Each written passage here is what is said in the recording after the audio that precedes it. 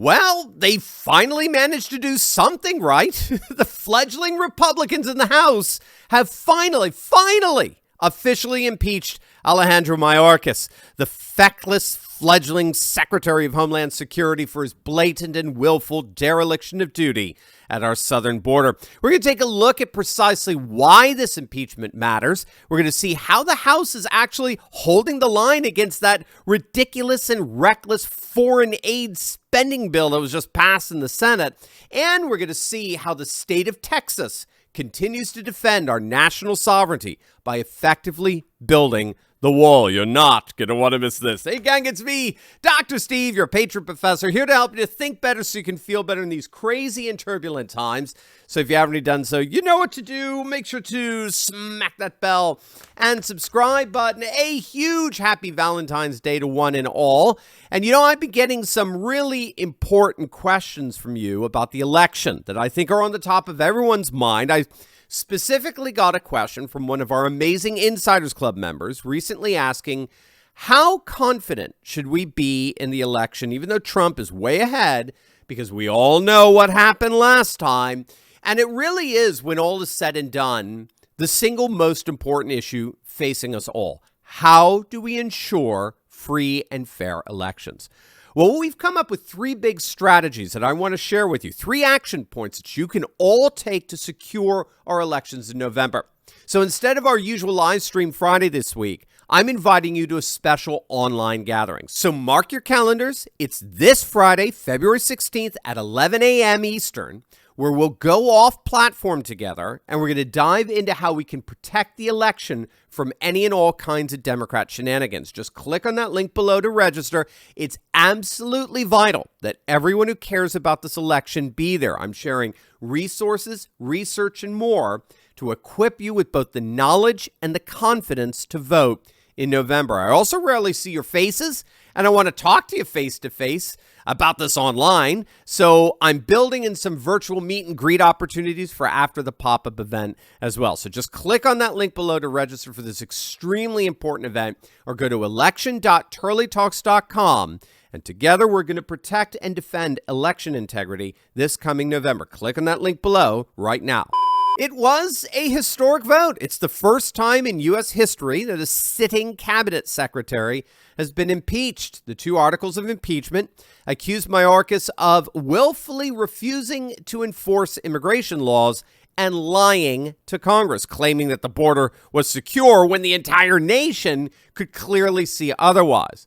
In his official statement on the Mayorkas impeachment, Speaker Mike Johnson said, quote, "For nearly a year, the House Homeland Security Committee has taken a careful and methodical approach to this investigation, and the results are clear.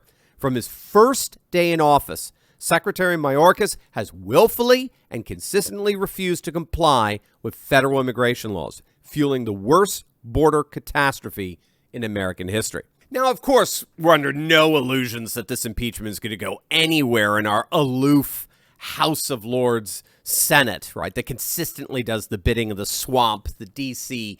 oligarchy. But I think this impeachment was important for 2 reasons.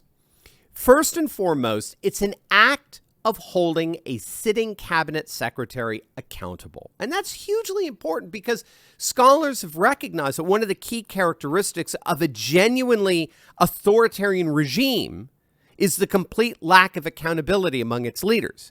When there are no checks and balances, when leaders are no longer accountable for their actions, then you, by definition, have an authoritarian government. So I think this impeachment was an important affirmation of the integrity of our republic, at least when it comes to Congress. But secondly, given how utterly disappointing the GOP as a party has become, I think it was very important for the Republicans to finally deliver the goods to their voters. Again, it's a party that just consistently shoots itself in the foot, whether it's in the form of expelling George Santos, only to go on and lose his seat like they did last night, or for the entire party to vote to impeach Mayorkas, only to have 3 Republicans turn around and oppose it and effectively sink the impeachment like they did last week.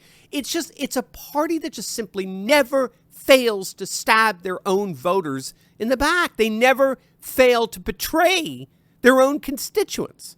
And so I think this impeachment was a very important message to Republican voters that we hear you, we share your frustrations at the southern border, and we're going to vote to represent you and your interests and not the interests of some aloof ruling establishment. And it looks like they're doing the same when it comes to that horrific monstrosity of a bill passed by the Senate. It's one of the most maddening bills imaginable. It's sending a near $100 billion of foreign aid to Ukraine, Israel, and Taiwan. Over $60 billion alone is going to that corrupt, tyrannical hellhole, otherwise known as Ukraine. $100 billion. Our own border is a mess. Fentanyl is poisoning and filling up our morgues across the country. Our cities are literally surpassing Mogadishu in societal breakdown. Violent crime is skyrocketing, and the oligarchs in the U.S. Senate got nothing better to do than to send your money, not theirs, your money to oligarchs overseas. And 17 Republican senators voted for it. It's literally nauseating. They care more about borders of nations 10,000 miles away than they care more about their own getting rich. The good news is it looks like the bill is DOA at the House. Speaker Mike Johnson is publicly stating that the bill's not even going to come up for a vote. He really does, at least at this point, look like he's holding the line on behalf of patriots, and that's most likely because he's hearing directly from you. His phone is ringing off the hook from grassroots patriots telling him under no circumstances are you to even think about bringing this Senate travesty to a vote. Our borders matter to us more than their borders. Our borders matter more than theirs. And that brings us to what's happening in Texas. The New York Post just published this the other day. Texas is actually on track to building more border wall than Trump did. Texas has added upwards of 200 miles of border wall, razor wire, and fencing across their border, in addition to the wall constructed under Trump's administration. Here's Texas Governor Greg Abbott. We either have already built or have under construction more border wall than what the Trump administration was able to put up. We are building these razor wire barriers with National Guard standing behind them, preventing illegal entry. And we will be passing this law to arrest illegal immigrants coming into the state of Texas. And so we as a state continue to deploy more action fighting back against the Biden administration's open border policies, doing everything we can to prevent illegal entry into our country. And he's doing it. I mean, the guy's doing it. Texas forces are doing it. There's been a dramatic reduction in illegal border crossings since Texas implemented Operation Lone Star some months back. Back in 2021, 70% of illegal immigrant arrests occurred at the southern border in Texas. Today, that number is more than halved. It's dropped to just 34%. And let me tell you what Texas is doing here, gang. They're doing far more than just securing the border. Texas Republicans are leading the way in recovering state sovereignty and citizen political control.